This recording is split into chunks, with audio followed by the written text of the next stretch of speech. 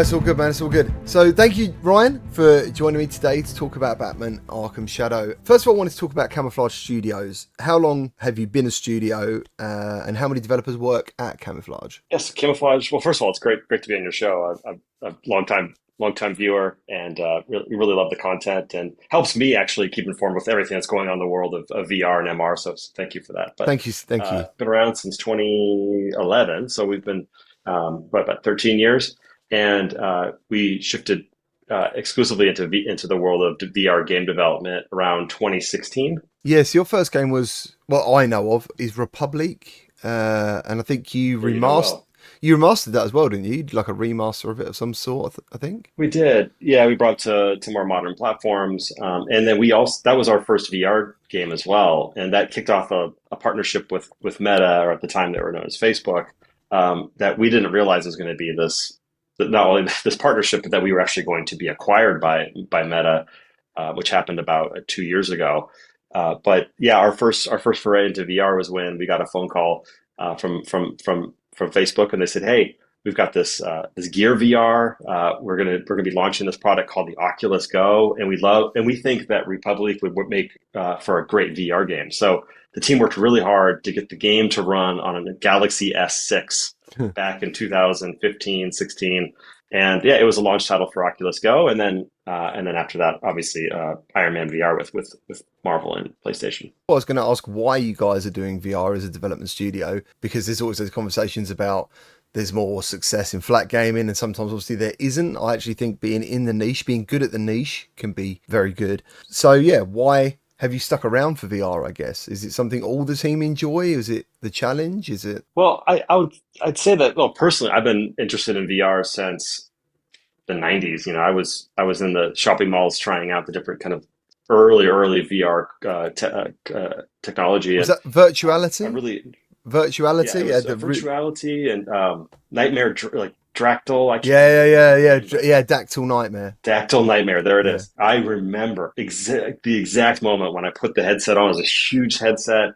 My little brother was watching me. We were in a shopping mall near in Portland, Oregon, and yeah, it blew my mind. It blew my mind, and that really stuck with me. And then once Camouflage was a real company, having worked at Metal Gear on Metal Gear Solid at Konami, and then Halo 4 at Microsoft, I started Camouflage, and yeah, to your point, we were making flat screen games with Republic, and we did fall into VR at that moment because of the business. It was a booming business, right? And so we're a small independent company, and Facebook paid us well to do the work, and they were really great to us. So I think all of that sparked our interest in VR, and then we kind of fell in love with it. Yeah. And to the point where I think I'll also never forget this moment, which happened right before the pandemic hit in 2020, where Phil Spencer and Pete Parsons, who runs Bungie, was at our Camouflage office in Bellevue, Washington, and they're checking out Iron Man VR, and they asked me what was next, and I said, I don't know, maybe do another VR game. We love doing VR, but maybe we'll do console or PC, and try our hand at that again. And they said, why would you do that? They said, look at how amazing your team is with VR. Yeah. Why don't you become masters in that space rather than join this red ocean with how many other companies? And that really stuck with me. And from that moment forward, one of our core pillars within Camouflage, or our core values, is to be masters of VR, to be experts, to know everything about it, and to really help drive the medium forward. So that's where we are here in 2024. You mentioned like being bought by Facebook, Meta. How was that for you guys? Because I mean, technically, Facebook and Meta aren't a gaming company. Like they're not. They're many things, you know. And I would argue that in the last 3 or 4 years, you could say these guys are now getting into the gaming space. How was that for you? Was that like a conversation you guys had at all? I mean, The sheer amount of talent we have from the gaming industry who's at Meta, from Jason Rubin and Mike Doran and so many other, like, countless industry veterans that are here with us. Not to mention all the different studios that are sister studios yeah, within yeah. Oculus Studios, whether it's Armature or Sinzaru or Ready at Dawn, and so many terrific studios. Yeah, we feel like we're a games group in a lot of ways, and we know what our mission is, which is to create the best content for the Quest 3, and continue to kind of grow that ecosystem.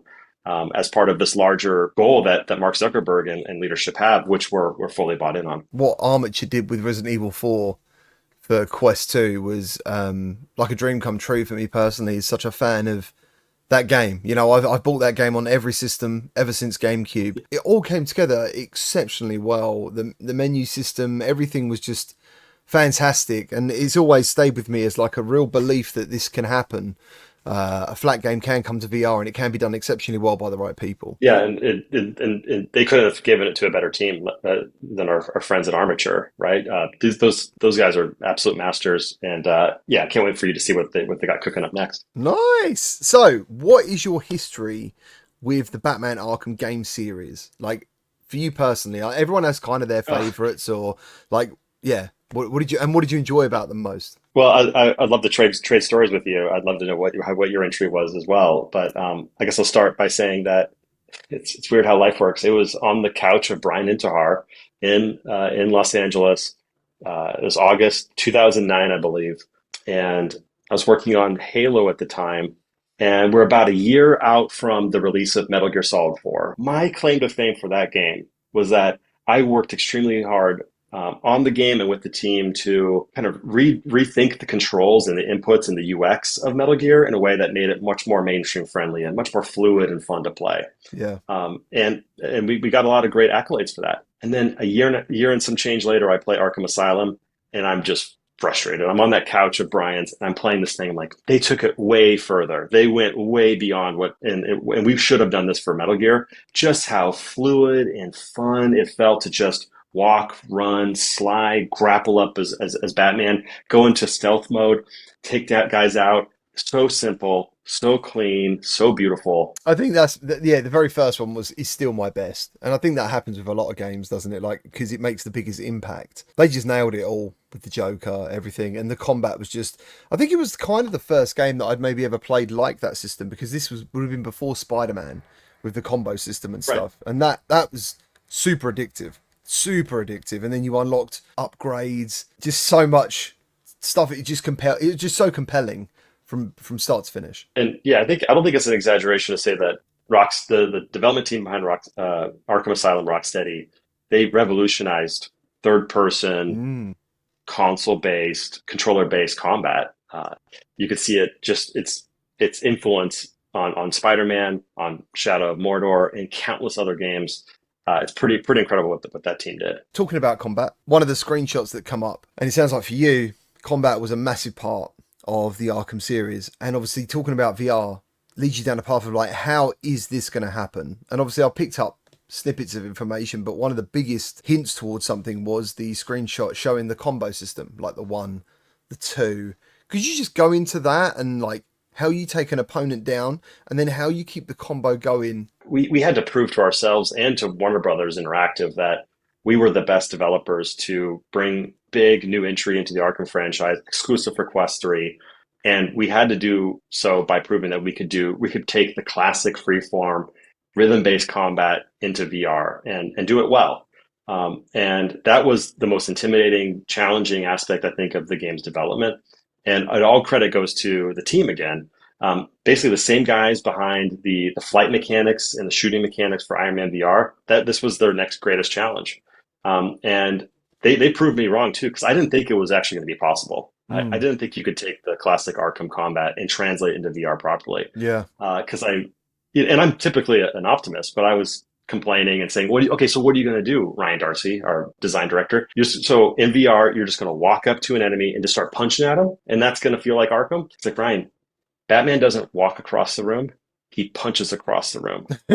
Yeah, cool. And that was the key. Yeah. And so basically those reticles you're seeing in that screenshot, those will appear when the player has their hand in a fist. So they've got the 2 grip buttons held down on the touch controller. And so when you see that, you know that you could go and punch, and then Batman will go into a lunge, and then slow-mo, time dilation inspired by Superhot VR, boom, and you start the whole combo. And then players know what order they're allowed to punch the enemies in. It's not spastic, do whatever you want VR combat, right? Yeah. It is methodical, it's rhythm based. There are rules to what the player does, but they have they have freedom and choice in what they do, just like the Arkham games. They can throw a smoke bomb down. They can fling a batarang. They can use a gadget. They can trigger a special combo. But yeah, so basically they do. You start your combo, and then just like the Arkham games, just when you think you're about to take out some guy, you've got that darn counter icon appear. In our game, it's going to be either on the right side or on the left side. That then where players are prompted to put their hand up, like Batman will do, like in the films, where you grab the fist of an incoming attack, and then we snap the camera directly to your next target, and then you continue your combo, assuming you got your counter done correctly, and that's where the flow continues, and then you're starting to beat down that guy. It might lead into a beat down on the ground. And as you're beating that guy down, hopefully you smash him before another guy comes in, where you combo him, and then we snap you to the next enemy. So it's what we call internally spinning play gameplay, where it feels chaotic. But if you've got it down, you as Batman can take down a dozen enemies, and by the end of it, you just look around the room and you've taken out all these enemies, whether they were the shield enemies or the knife wielding enemies from the Arkham franchise, the stun baton enemies, and you can do cape stuns, all that good stuff. And it's extremely powerful, and it feels great, and it feels like Arkham. And yeah, that's what I'm just describing. We're going to be showing that off at Gamescom in August this year, and I can't wait to see what you think about it. Yeah, I can't wait, man. I can't wait. So, how many bosses are going to be in this? I don't know if you've spoken about this yet. Like, how many of the baddies are going to be in this? Yeah, I haven't disclosed how many bosses we have in the game. In part because I don't want to spoil it in the terms of, at least I don't know about you, but when I hear the number, sometimes when I go play the game, I might think, oh, this is boss number 3, and I know that Oh, there's right. X amount of bosses left. But I mean, I'll be upfront with saying that, look, I think this game is is an extremely fully featured VR game. We're aiming for an Arkham Asylum level of content and ideally playtime. We're going to get as close to Arkham Asylum as we possibly can. Wow, dude, that's a And like Arkham statement. Asylum, yeah, Wow. and that's been the Wow. structure of the game from the very beginning. We knew we weren't going to do open world for at least our first entry into this franchise.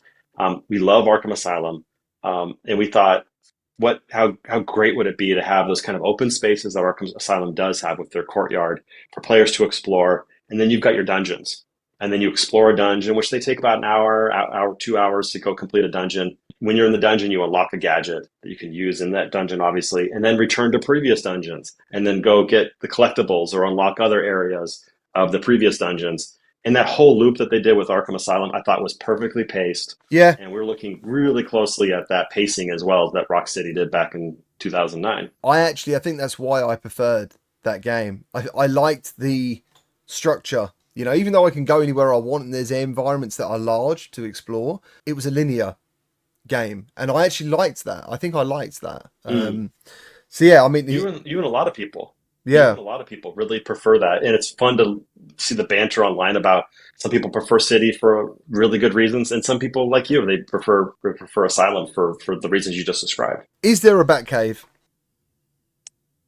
Let's just say, I think it would be disappointing if we didn't do a Batcave. Cool. Will Alfred be there? I think it would be strange if Alfred wasn't in the Batcave. Or yeah. Excellent. Any particular gadgets in the game, Batman gadgets, that you in particular enjoy the most? Like, what are the ones that you gravitate towards using? Because it sounds like in the combat as well, you can.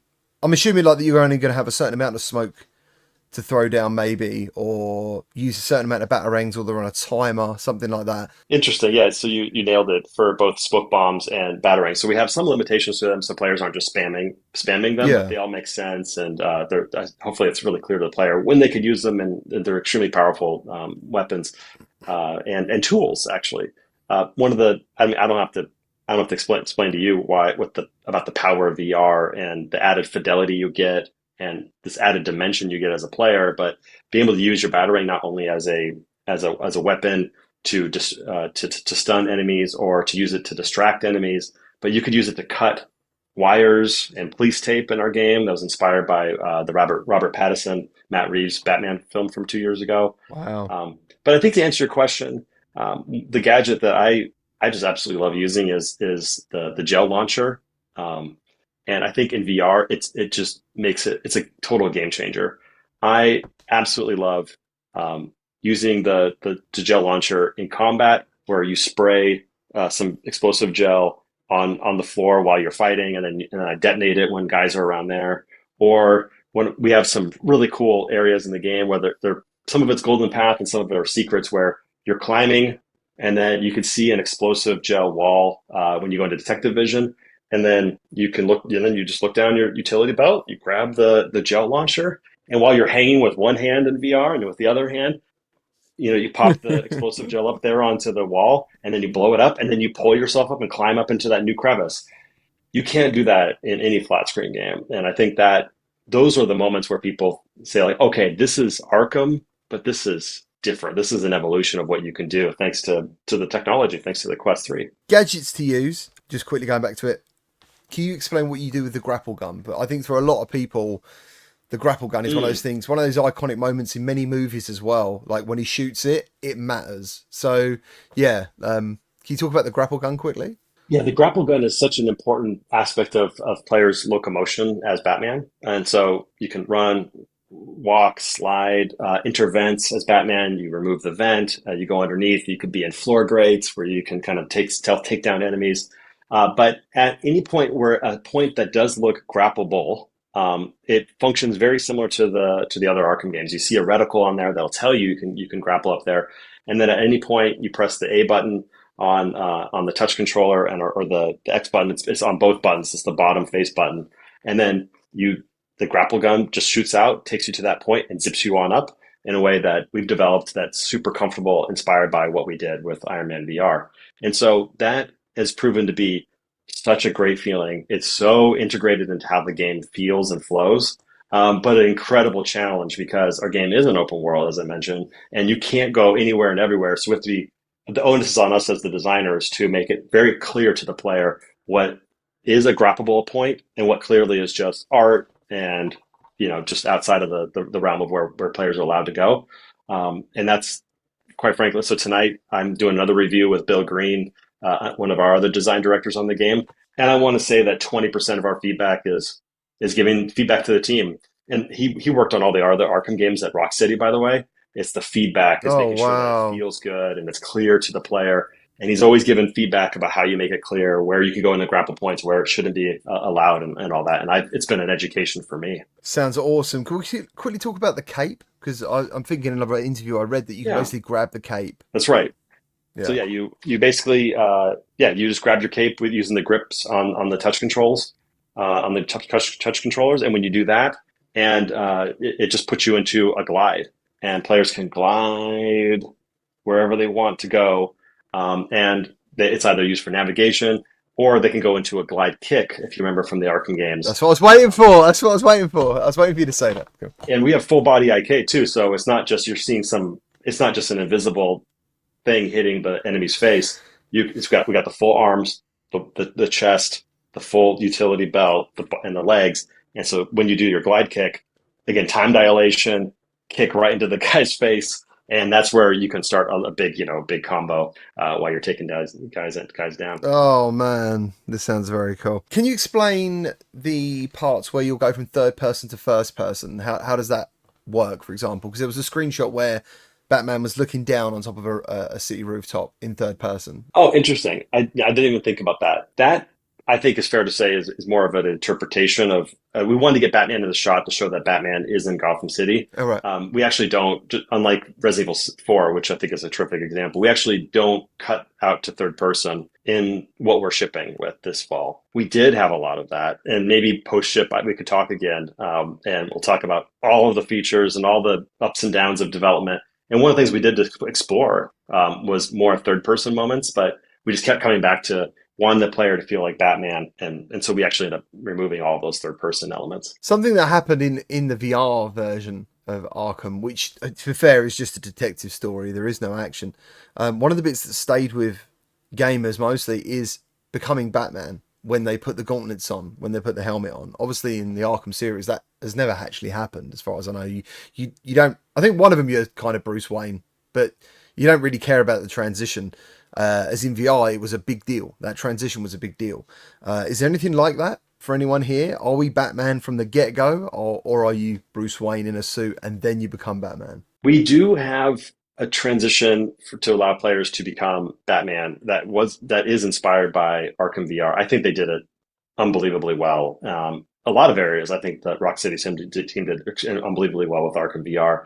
And our process for what we call the suit up process is not as robust and as grandiose as what the Rocksteady team did, because without giving away too much, the player in our world does it quite frequently, and we wanted to make it fairly snappy. So I Yeah. think it was this delicate balance of making it feel like it's a moment, because we all want to imagine what it's like to suit up as Batman, but we didn't want it to be as take as long as perhaps it does in Arkham VR. So it's something we continue to work on today, is trying to like just absolutely nail that. Yeah, I mean, it makes sense. I mean, it was a very grandeur moment, as this, if this is going to be something like Superman, where you just go into a bloody phone booth and you come out again, then yeah, that makes sense. So this I think we might have already not gone over this, but you kind of might have already answered it.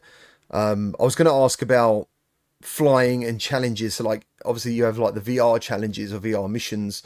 Since this is now I know this is going to be more of a linear thing. I'm assuming there's not going to be like a flying challenge, but is there going to be like VR missions or challenges for you to upgrade equipment and stuff? As for that level of ancillary content, we're actually not so sure. That is an area that we are actively tackling right now, about what's going to go into the box, so to speak. Yeah. But in terms of what you even had in Asylum or City or Night, in terms of an upgrade tree where you're unlocking XP, you're unlocking different abilities and different gadgets, that is absolutely part of the game loop for Arkham Shadow, and has been a big area of focus for us right now as we're going into tuning, making sure all the encounters feel good, and players can go into this really great looking menu, which just takes advantage of the parallax nature and the depth of VR, where players can unlock these different groups. Whether it's more combat focused or more gadget focused. So hopefully that's ringing a bell for most Arkham players, because we really want to make sure that came back,